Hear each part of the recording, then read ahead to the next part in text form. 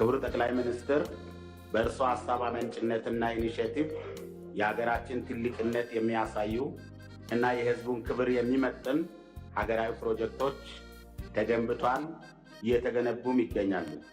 ከነዛ መካከል ለአብነት ጥቂቱን ቢያነሳ በቱሪዝም ዘርፍ የተሰሩ ስራዎች፣ በስፔስ ሳይንስ የተሰሩ ስራዎች፣ በአርቲፊሻል ኢንተለጀንስ ዘርፍ የተሰሩ ስራዎች፣ አዲስ ኢንተርናሽናል ኮንቬንሽን ሴንተር፣ የስካይዊን የድሮን ማምረቻ ኢንዱስትሪ እና የድሮን ምርቱ የሀገራችን ሉዓላዊነት ለመጠበቅ የሚያስችል ሁሉንም አይነት ተተኳሽ የሚያመርት ፋብሪካ ተገንብቶ ወደ ምርት መገባቱ እንዲሁም የሌማት ትሩፋት በገጠርና በከተሞች በተጨባጭ ውጤት ያመጡ መሆኑን በህዝብ ውክልና ስራችንና በመስክ ጉብኝት በየአካባቢ ያሉትን ማረጋገጥ ችለናል።